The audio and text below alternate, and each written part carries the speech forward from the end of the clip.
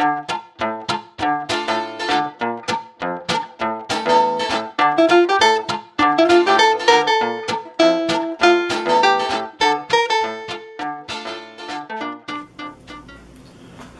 I'm Joe Mendel, and today I wanted to talk about stir fry. And I want to talk about stir fry for a couple of reasons. Number one is it's one of my favorite ways to process vegetables, and I do that because first of all it tastes good, which is very important to me, and then secondly it's a healthy way to process vegetables, and third it's a way to get my family to eat a lot of vegetables, and I think it's a great way to use many of the vegetables you get in the CSA every week.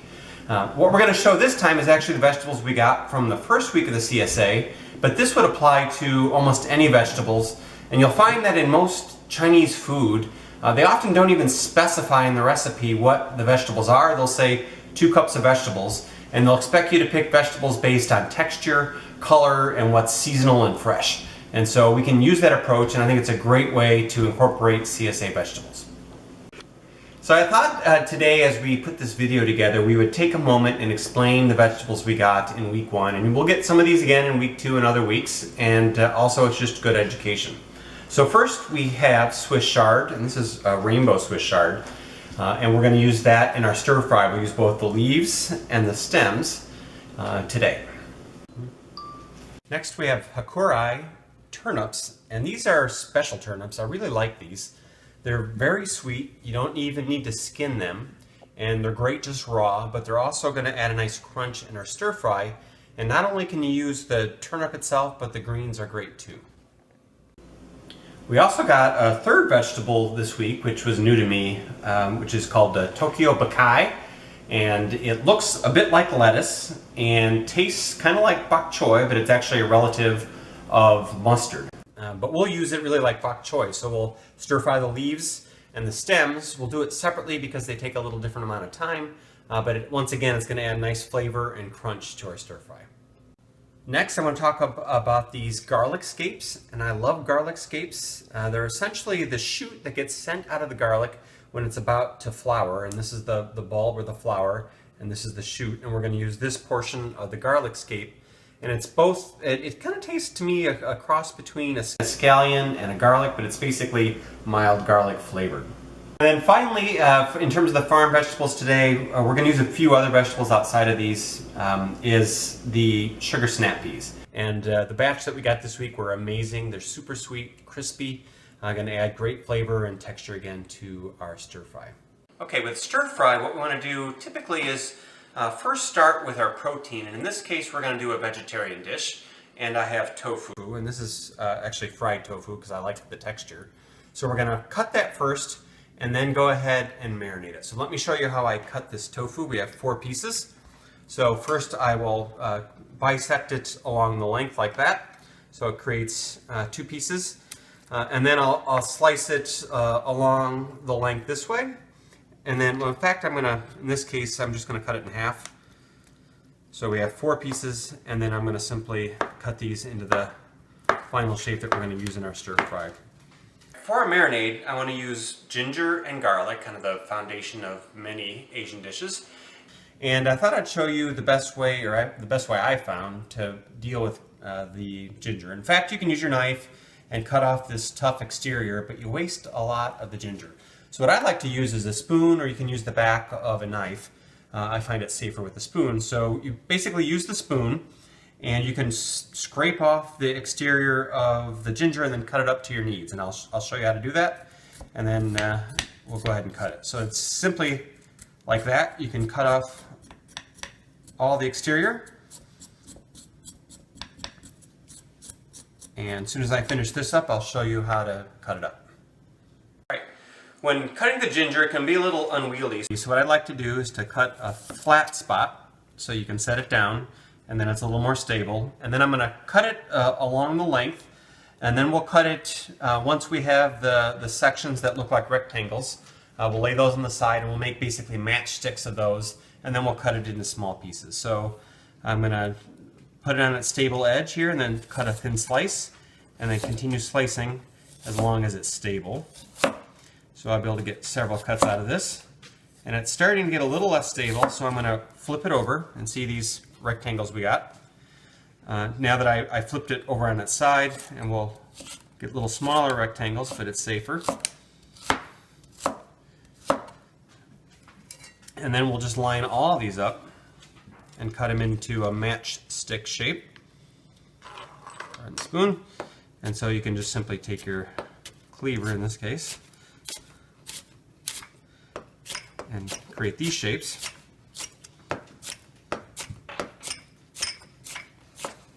And you'll notice there's quite a bit of ginger. In fact, I'll probably set some of this aside and freeze it because this is more than we're going to need in our dish. But typically I do this when I go to all the work of processing the ginger. I cut more than I need and then freeze it and use it as needed.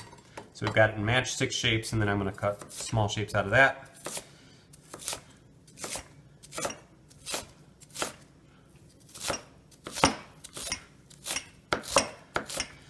And then we'll come to the fun part. Still not quite minced as fine as I like it. You can decide how, if you really like ginger, you can leave it in big chunks like this, but you'll get big bites of ginger in your food. So I like to chop it up. So we'll just do the loud thing.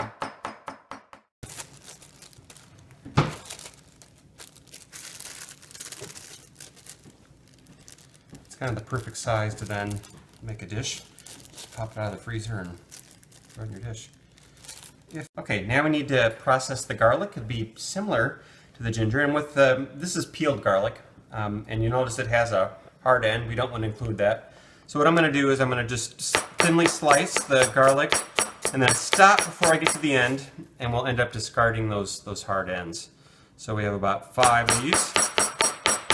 Oops. And then we'll use once we're done with this, we'll use the same technique we used on. That's not very good technique. We'll use the same technique we used on the ginger to make these small pieces. Okay, so we got it into reasonable chunks, and then we just chop it finely.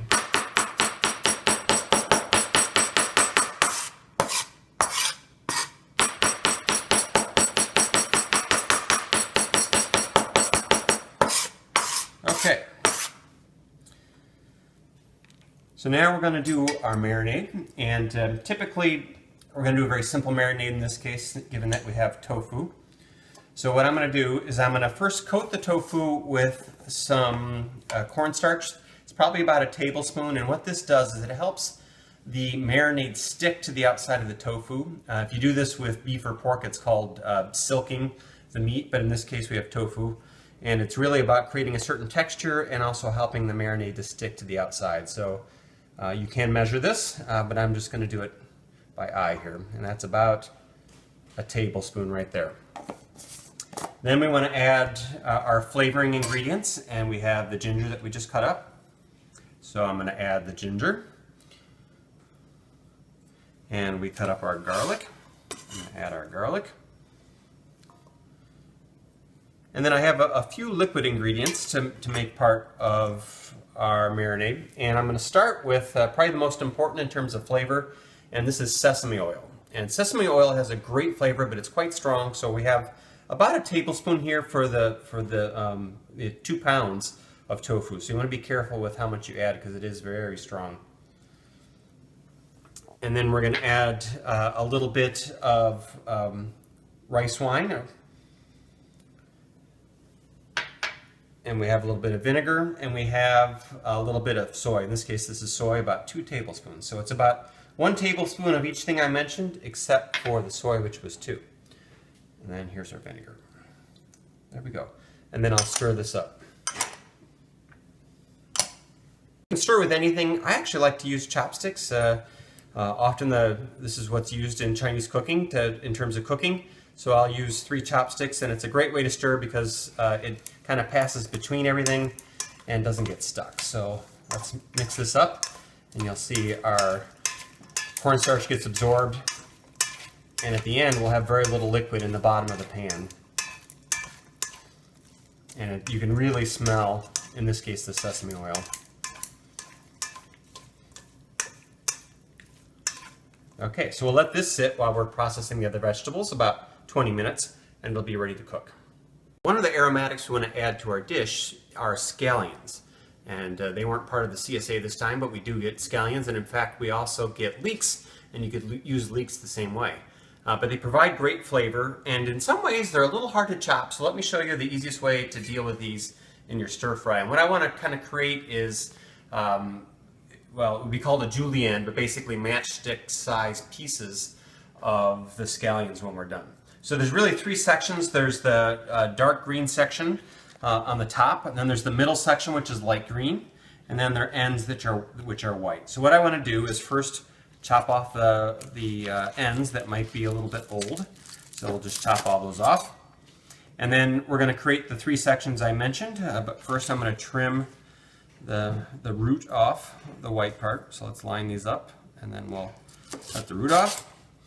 And then let's cut these into three sections because we're going to chop them just a little bit differently. So there's the mostly white section, there's kind of the intermediate section, and then the dark green section. So the dark green section, cleaver is very handy utensil. And not only is it used for cutting, but it's used for tenderizing. In this case, I'm going to use it to flatten my greens so that they're easier to cut, my scallions. So basically just whack it with your knife. You could use anything to do this, but if you have this, it makes it much easier. And you see they're flat now and much easier to process. So I'm going to just cut them into long strips.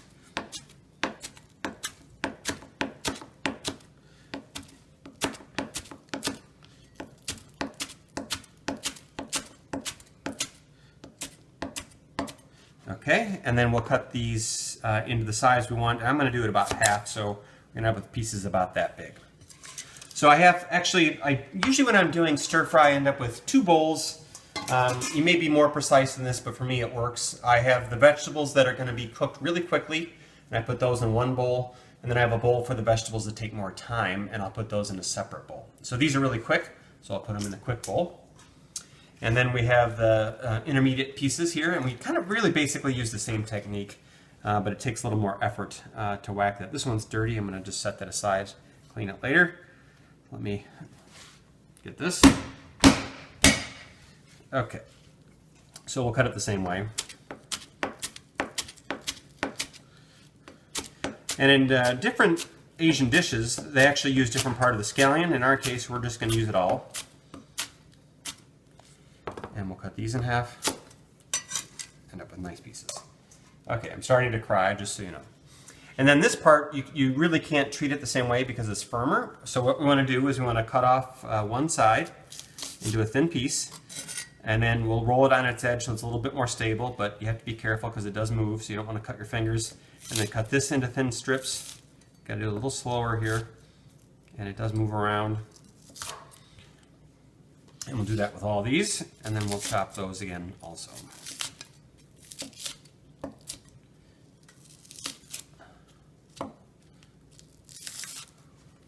And if you have the fresher these are, the less kind of movement you'll get because they won't have that same kind of silky texture that you get when they've had a little bit of age. And these were from the store, not from the CSA.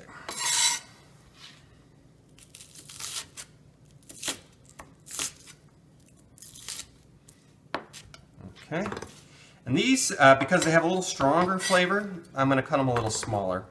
So I'm going to cut them into smaller pieces. There we go. That's how you treat scallions. Okay, we're going to do our turnips, and as we mentioned at the beginning, the turnip leaves are also edible. So I'm going to cut these into ribbons. And so you just use your knife and cut them into ribbons like this. And we've already washed all of our vegetables. And then as I get towards the base here, you're just going to cut them a little finer so that they cook quickly. And then the actual, let me put these aside. And the actual turnip, as opposed to the green, I usually slice like I would something like, well, anything that's crunchy that you want to be able to eat in one bite. So in this case, I'm going to cut it into rectangles. So we'll just simply cut it like this. And then we'll stir fry these, and they'll leave a nice crunch in our food. All right, next we're going to do the Tokyo Bakai. As I said, that's a little bit like bok choy, and there's two parts to this vegetable, so we're going to treat the two parts differently. I'm going to use my cleaver, and as mentioned before, I love the Chinese cleaver. It's kind of an all-purpose tool. As I said, you can use it to tenderize meat or to flatten vegetables. You can use it to chop vegetables, of course, and chop meat. And they also use it as a scoop. I do that too, but you have to be careful. It has a very sharp edge. So first I'm going to cut the leafy section off, and that's going to go into my quick stir-fry section. And then after that, we're going to deal with the stems, which are a little thicker and take a little more time. So I'm going to stop right about there, use it as a scoop, put the leaves in there, and they have a great flavor. And then we have the stems here, which are really easy to process, but I'm just going to cut off the ends here and then chop them into pieces that you could eat in one bite. And we'll put it in the other bowl that's going to get a little more cook time because these have more body to them. So I'm going to cut them just into bite-sized chunks. In fact, I'm going to cut them on a little bias here just so they look more attractive. Okay.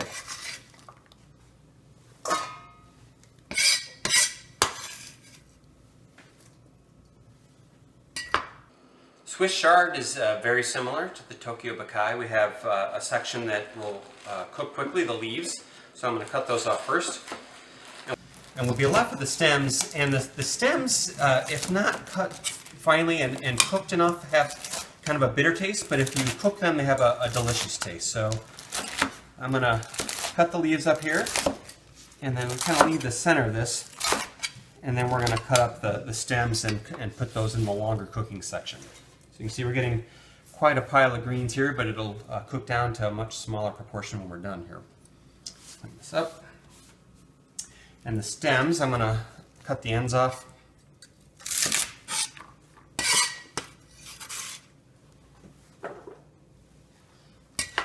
And these, you can chop them however you like, but I'm going to cut them similar as we did to the Tokyo Bakai.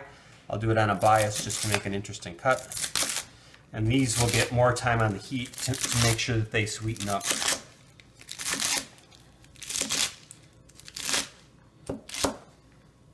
That's it.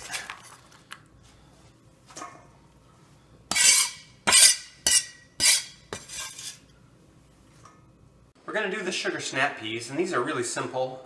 One tip, however, is you want to break the end off here where they grew next to the plant, and then if you pull, you'll pull this rib off, and this rib's a little bit harder to eat and a little stringy, so it's, I think, more palatable if you pull that off.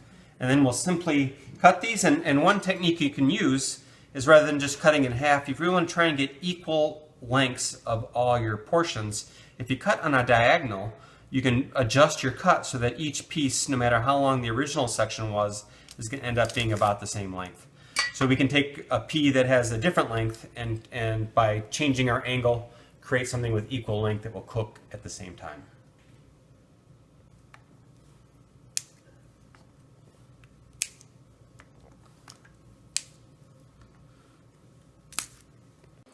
Two vegetables left. We have our scapes, the garlic scapes. These are really pretty simple. I cut the bulb off, and this part's a little less palatable. Discard that, and then we'll simply cut this into small shapes that we can use in our stir fry. So I'll cut it so it's easier to deal with, and then just simply chop it.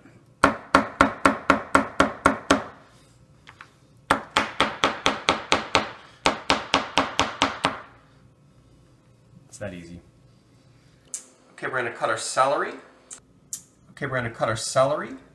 And we want to create a matchstick type shape. And so we're just going to trim these up and then cut the end off here. Same on this one.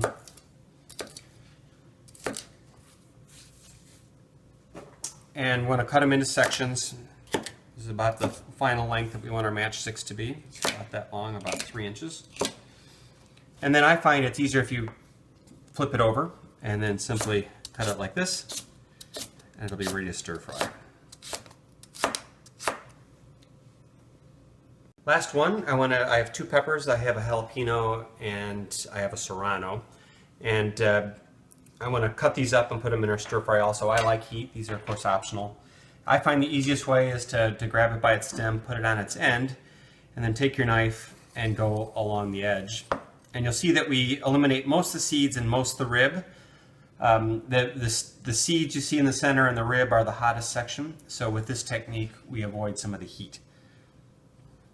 So let me cut the 4 sides off here, and then I'll show you how to cut these up.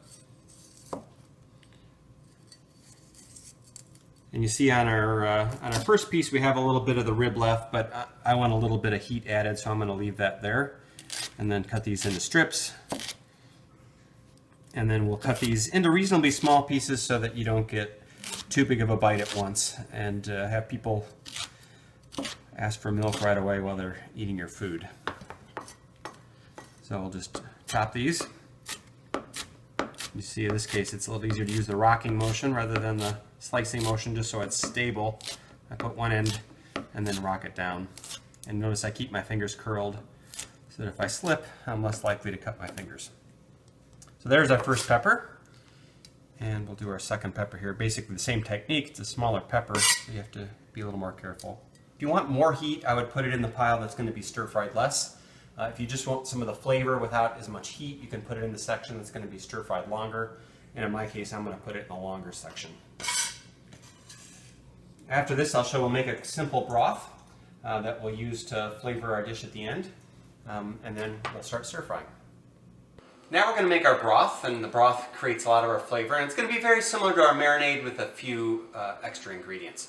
So we're going to add wine. In this case, this is rice wine. Any kind of dry wine would work. And then we have more soy sauce and a little bit of vinegar to create some acidity.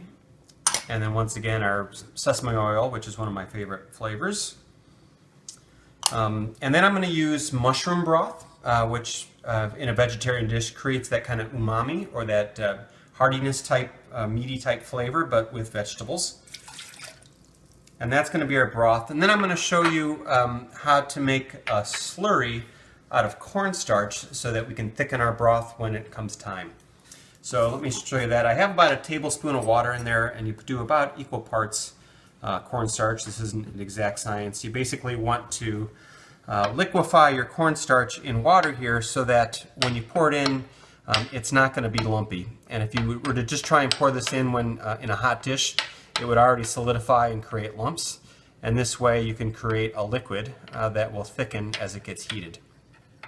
And then one final comment. In a typical dish like oyster beef or Mongolian beef, they'll often use things that we're not using here because we're creating a vegetarian dish. So there are pretty common, easy to get spices that or sauces that you can add that create a lot of flavor if you're going to use meat, or you're okay using meat. And I love to use oyster sauce, and I love to use fish sauce that also create a lot of depth in your dish.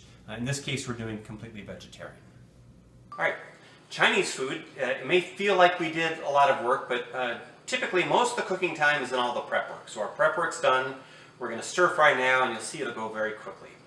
I'm going to stir fry using a wok, and I love using a wok, and it has several advantages.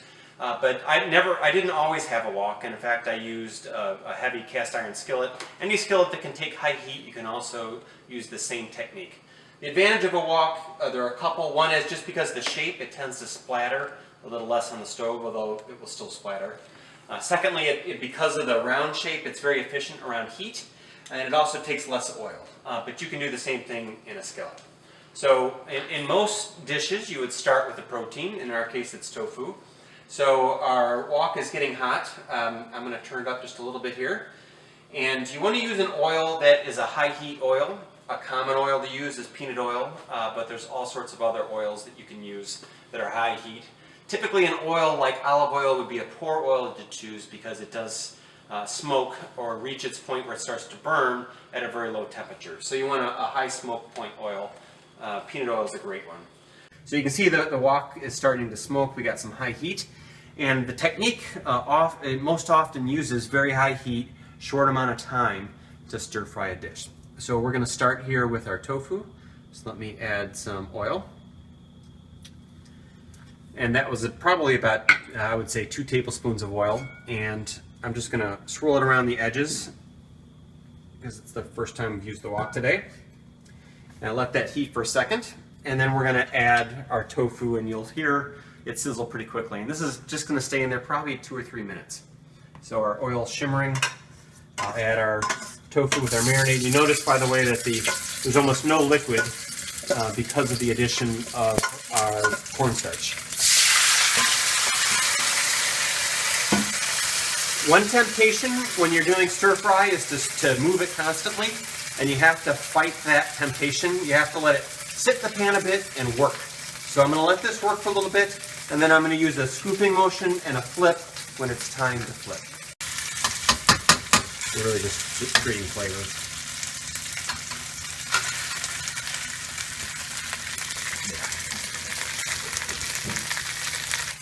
All right, I'm going to use a spider to take the food out. You can use anything.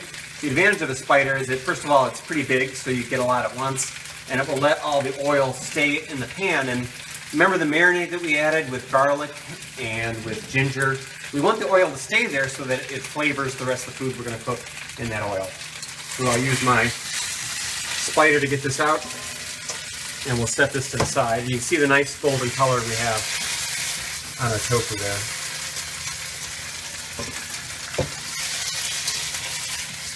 All right, our protein's done. We've taken it out of the pan and it's flavored our oil, and our pan's recovered or gotten hot again. And we have all the vegetables that we cut that take a little longer to stir fry, so I'm going to add those now all at once.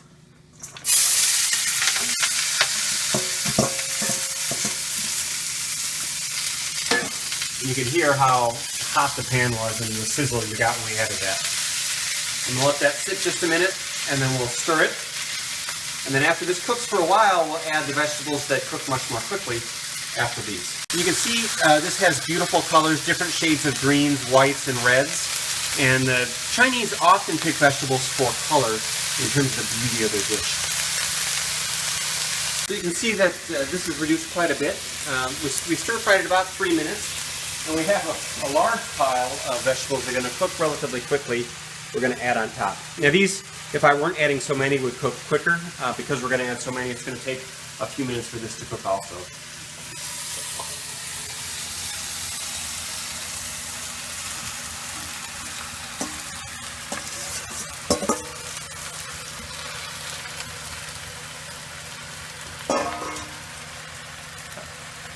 This will take a while. There's so many of them, but it will reduce. Vegetables have reduced down quite a bit. They're not quite done, but we want to add our broth at this point, which will create steam and finish cooking the rest of our vegetables. First we'll add back in our protein, in this case tofu. So we get all that. And then we'll add the broth we created. You can smell the sesame oil. Smells great. And we'll let that heat up just a minute. Stir it around. And then I'll add the thickening agent. You can see there's liquid at the bottom of the wok here, and that will thicken up when we add our cornstarch. So we just heat this up. It looks good. And for those at home, I really did put too many vegetables in here. It worked. It just takes a little more time. At home, you'd want to use fewer vegetables. So we have our slurry we made with cornstarch and water. Just make sure it's still liquid. I'm going to pour that in. Let it come to a boil, and then we'll be done.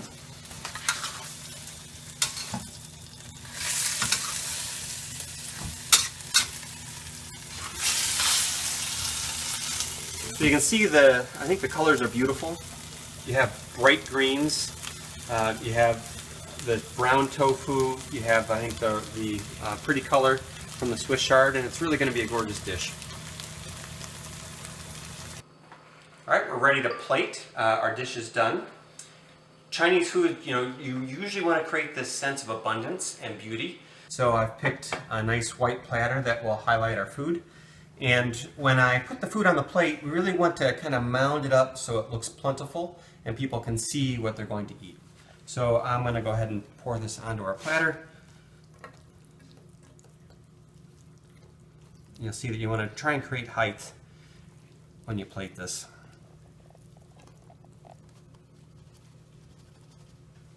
Typically you would serve this over rice. And you would usually plate it like this, plate the rice on the side, and then let people serve themselves. All right, have a taste, see what you think.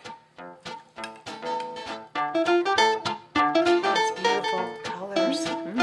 Smells great. That's delicious. Really good.